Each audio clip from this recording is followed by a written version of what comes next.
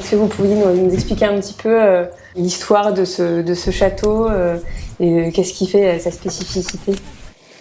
On est effectivement au cœur de l'appellation, donc Margaux, premier village du Médoc. Quand on quitte Bordeaux et qu'on remonte le long de l'estuaire sur la rive gauche, Rozan est une propriété historique, mythique de l'appellation, puisqu'elle a plus de 350 ans d'histoire. Et elle est assise sur un terroir de grave et d'argile, sur la partie haute du plateau, entourée de voisins non moins fameux comme Palmer, Branne, Château-Margaux. Et on partage ces terroirs d'exception de grave et d'argile qui ont été apportés par l'estuaire au fil du temps. Voilà, donc vieille propriété, 70 hectares de propriété, qui appartient depuis une trentaine d'années à la maison Chanel, qui a racheté le château et qui nous permet de continuer à faire des vins d'exception ici. Oui, c'est ça, c'est vraiment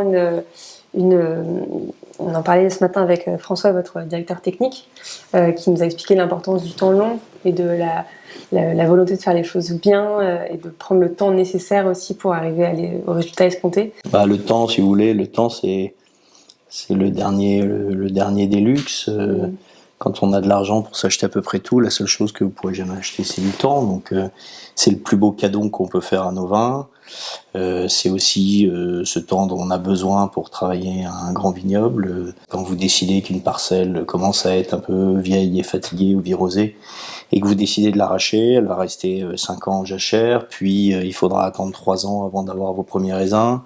Et au bout d'un temps 0 jusqu'à 10 ans, vous n'avez pas de raisins qui rentrent dans l'assemblage. Donc le temps, il existe au vignoble, il existe dans nos caves, parce que on élabore des vins qui sont hors du temps et hors des modes, et qui sont destinés à ce temps long. Le temps va leur permettre de gagner en complexité, en élégance. Donc le temps, il est absolument partout. On a la chance aujourd'hui, effectivement, d'appartenir à une grande maison qui a une dimension de temps très particulière et qui nous laisse le temps de bien faire les choses, parce qu'il y a une sensibilité pour le vin, parce qu'il y a ce goût de l'excellence et cette compréhension agricole, viticole qui nous permet de bien travailler. Et ça, c'est une chance extraordinaire. Oui, c'est ça. On ne peut pas bousculer la nature, on ne peut pas la faire aller plus vite que les raisons. Si on se penche un petit peu plus sur votre parcours à vous, vous êtes arrivé à Rozan-Ségla et Canon en 2014. Effectivement, je suis arrivé il y a un peu plus de 10 ans ici. Moi, je suis ingénieur agro et œnologue de formation.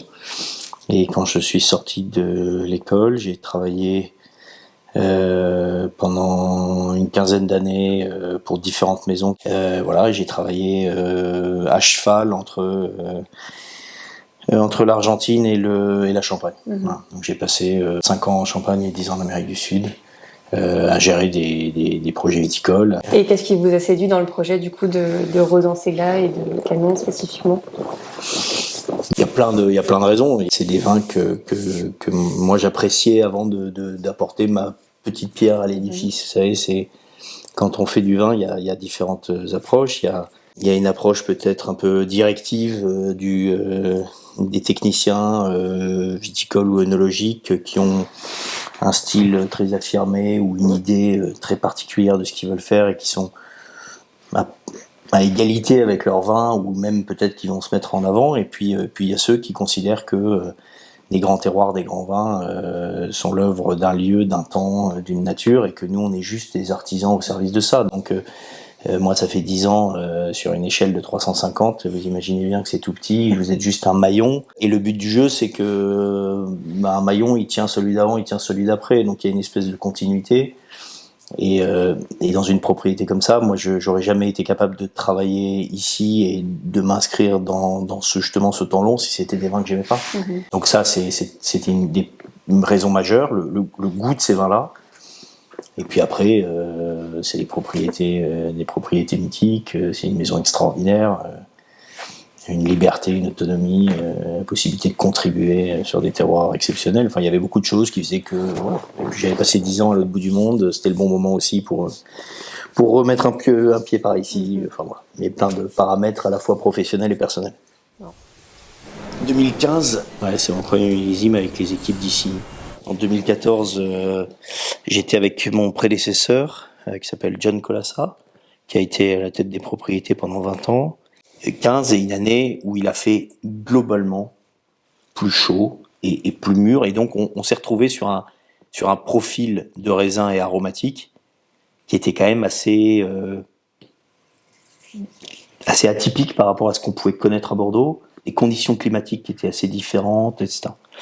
Et je rentrais de 10 ans d'Amérique du Sud, dans un climat où il fait plutôt chaud. Donc il y a 2-3 trucs, quand on a vu le truc venir, on a dit on va modifier un peu ça à la vigne, ça, on va ajuster 2-3 trucs.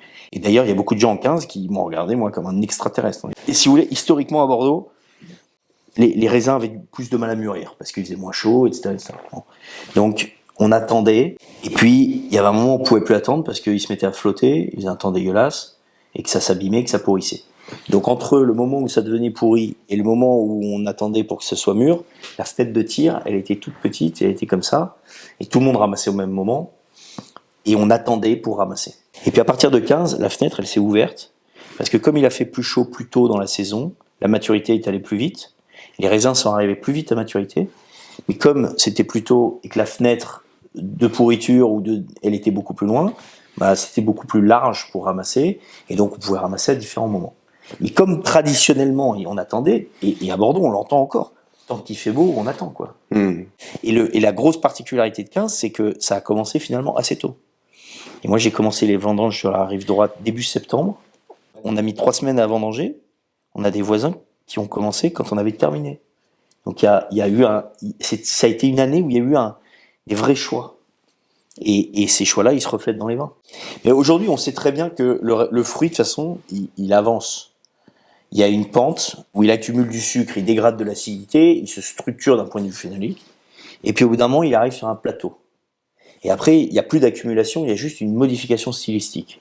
À la vigne, aujourd'hui, on sait que si les choses sont arrivées à maturité assez tôt, vous pouvez ramasser des raisins frais, tendus, avec un fruit assez vibrant, une dynamique, et voilà. Et puis le même fruit, 15 jours après, il sera plus confit, plus mûr, plus opulent, plus généreux, plus épicé. Donc après, c'est des choix, en fonction du style de ce que vous voulez élaborer. C'est un des points positifs de la modification climatique, c'est qu'on a quand même plus de choix dans notre vendange aujourd'hui. Et qu'on a des vins qui sont plus mûrs, mais on peut aller les chercher plus frais, plus mûrs, on peut jouer, et on va jouer sur plus de complexité. Ce qui fait que ces vins-là, ils sont bons jeunes, ils n'ont pas ce qu'il pouvait y avoir avant de ces tanins un peu durs, un peu serrés, où il fallait les attendre. Si on mettait les vins de Bordeaux dans sa cave pendant 30 ans, c'est parce qu'ils avaient besoin de venir s'assouplir. Aujourd'hui, c'est plus le cas. Ça, c'est un 15, vous le buvez maintenant, vous vous faites super plaisir, et c'est un vin qui a 10 ans. Et pour autant, vous l'oubliez dans votre cave et vous le ressortez pour vos enfants ou vos petits-enfants, ça marchera encore, quoi. Et ça, c'est assez magique. Vous parliez du coup de maintenir le style Rosan-Seglat. En quelques mots, là, comment vous le définiriez ? C'est des vins qui sont empreints d'énormément d'élégance, de raffinement, de sophistication. C'est des vins qui sont très complets, mais dans lesquels il n'y a aucune démonstration. C'est la main de fer dans le gant de velours, c'est-à-dire qu'il y a cette combinaison entre la structure, un certain volume, mais sans excès de puissance, toujours très raffiné. Le but du jeu dans un grand vin, c'est d'aller chercher un maximum de choses, c'est que tout y soit, rien ne dépasse, et cette espèce d'harmonie qui parle par son élégance plus que par sa démonstration. Et les vins de Rosan, ils sont comme ça. C'est-à-dire, c'est des vins, il y a beaucoup de choses dedans, mais c'est pas forcément celui qui vous explose à la figure et vous dites waouh, incroyable, extraordinaire. C'est pas ça, c'est beaucoup plus subtil et plus complexe, et c'est ça qui nous amuse aussi. Et c'est à tiroir, il y a toujours un truc à découvrir, donc c'est des vins qu'on élabore comme ça, avec beaucoup de fraîcheur, beaucoup de finesse. C'est facile d'être puissant, c'est facile d'être gros, c'est facile d'être très généreux, opulent, bodybuildé, beaucoup plus difficile d'être raffiné. Ouais. Vous parlez de faire un maillon entre cette génération qui vous a précédé et celle qui vous succédera. Vous voyez ça vraiment comme une continuité ? Qu'est-ce que vous apportez actuellement qui, à votre sens, aura un impact sur les générations futures ? Quand vous travaillez à la vigne, vous travaillez pour la prochaine vendange. Donc là, il y a un délai qui est assez court, et vous faites des choix techniques viticoles qui vous permettent de ramasser les raisins dont vous avez besoin. Ces raisins, ils sont quand même destinés à être mis dans une bouteille qui, elle, peut-être ne sera bu que dans 50 ou 60 ans. Donc là, il y a une espèce de décalage très spécifique. Et en même temps, quand vous travaillez à la vigne, vous travaillez aussi sur la pérennité de votre vignoble et la façon dont il va s'inscrire dans un temps long, parce que on ne plante pas des vignes pour dans 5 ans ou dans 10 ans, on les plante pour beaucoup plus que ça. Évidemment, quand vous gérez une propriété, vous devez regarder là ce qui se passe maintenant, vous devez regarder loin, il y a des affaires d'évolution climatique, de modification climatique qui aujourd'hui sont un vrai sujet chez nous. Donc comment est-ce qu'on fait évoluer notre viticulture pour qu'elle s'inscrive justement dans ce temps? Comment est-ce qu'on est capable de maintenir un style d'une propriété? Parce que les gens qui achètent une bouteille de Rosan Segla, ils achètent l'histoire et le terroir de cette propriété. Et évidemment, elle évolue au fil du temps. Une bouteille de Rosan il y a 300 ans et une bouteille d'aujourd'hui, c'est plus les mêmes, parce que les techniques œnologiques viticoles ont évolué. Donc, il y a une évolution constante, année après année. Pour autant, vous devez suivre une espèce de ligne. Donc, il y a une espèce de dualité qui est, dans notre métier, hyper intéressante. C'est la tradition, le temps long, le savoir-faire qu'on essaie de maintenir, de pérenniser, et en même temps, tout ce qu'on peut apporter pour améliorer les choses. Donc vous devez être obligé d'avoir un œil devant, un œil derrière, et ça c'est assez amusant, parce qu'on vit à cheval sur plusieurs mondes, sur plusieurs temps, et donc forcément, si vous voulez que ça dure, vous êtes obligé de construire pour le futur, pour les générations à venir. On forme aussi beaucoup de jeunes pour leur apprendre ce métier-là, parce qu'on considère que, évidemment, il y a tout ce qu'on apprend à l'école et puis tout ce qu'on apprend sur place. Aujourd'hui, dans nos structures, dans les différentes propriétés, on a plus de 20 alternants, stagiaires, etc., qui passent du temps ici, et avec des équipes techniques qui sont hyper généreuses et qui partagent ça. Donc il y a une dimension humaine, il y a une dimension technique, il y a une dimension patrimoniale et viticole, évidemment, pour essayer de les inscrire sur le long terme. Pour remettre aussi cette dimension temps en disant, attendez, on s'arrête un peu là. Nous, dans la cave, on a des bouteilles qui ont 80, 90, 100 ans. Quand on les ouvre, c'est à se mettre à genoux.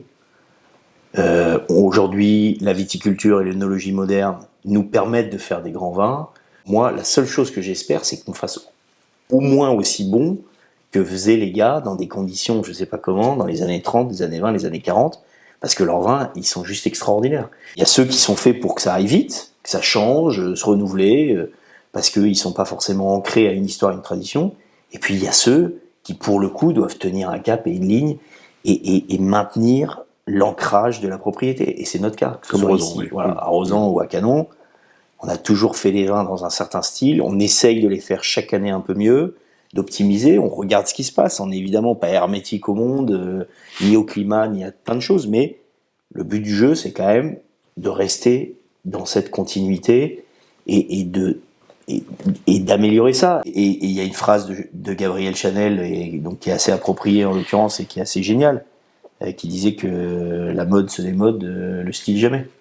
Bon, voilà. Et le but du jeu ici, c'est pas d'être à la mode. En revanche, c'est d'avoir un vrai caractère, une vraie personnalité, et d'être capable de la tenir au fur et à mesure du temps, quoi.